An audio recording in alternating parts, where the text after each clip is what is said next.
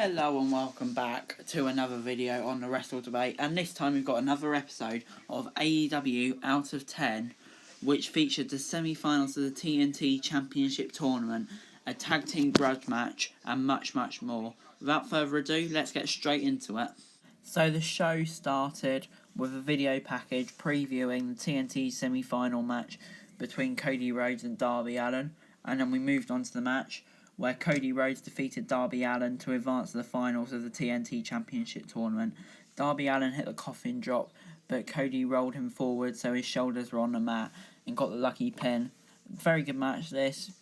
Just would like to see a cleaner finish, although I can understand why they didn't want to have Darby Allin lose clean, considering the path that he's been on so far. So, kind of understandable. But I'm going to give it a 6.5 out of 10. Would have been a 7 if there's a clean finish, but I can understand why they didn't do it. Next up, there was another Scorpio Sky video package focusing on how he joined the SCU. And then we got another one of these ridiculous MJF promos where he appeared from home saying that his hangnail was healed, but while he was preparing to come back to AEW Dynamite, he nicked his neck, shaving. He was wearing a cervical collar. I don't normally grade segments like this, but this was just fantastic as normal by MJF. So for that reason, I'm going to give it a 6.5 out of 10. Next up, Wardlow defeated Musa in a quick squash match, which was pretty meaningless after an aeroplane spin. Nothing really happened, so I'm just going to give it a generic 6 out of 10.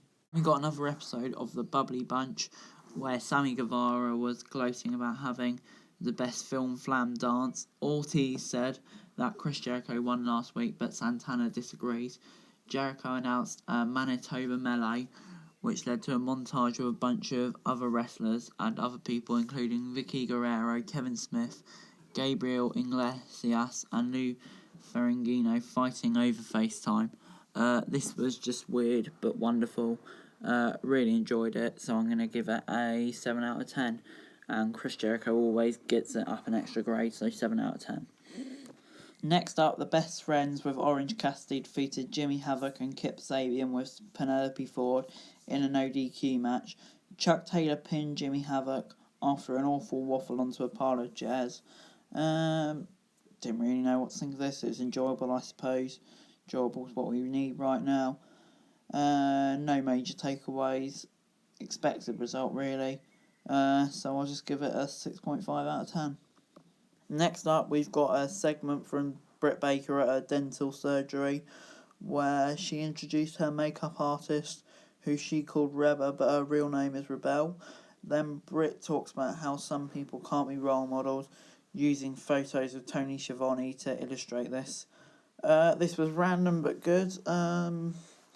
Yeah, kind of like the use of Tony Schiavone. So I'm going to give it, can't decide between 6 and 6.5. You know what that means, 6.25 out of 10. Next up, another quick squash match. Shawn Spears defeated Baron Black. Spears used the sharpshooter and Baron Black that's quite a hard name to say actually. Baron Black.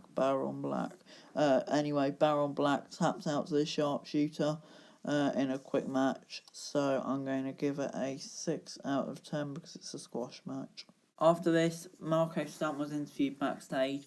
He said he knew a lot of people that don't think he belongs there, but even with Luchasaurus and Jungle Boy unable to be there right now, he wants to prove himself on his own, and he had the opportunity to do that against the Exalted One, Mr. Brody Lee.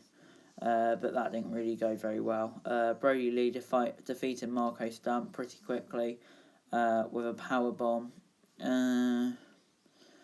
Good for Brody Lee, but I'd like to see him doing more. Marco Stunt, please stop losing, because I do quite like you, even though you look like you're about 12 years old. But I'm going to give this a 5.5 out of 10. I just like to see him doing more with both of these men.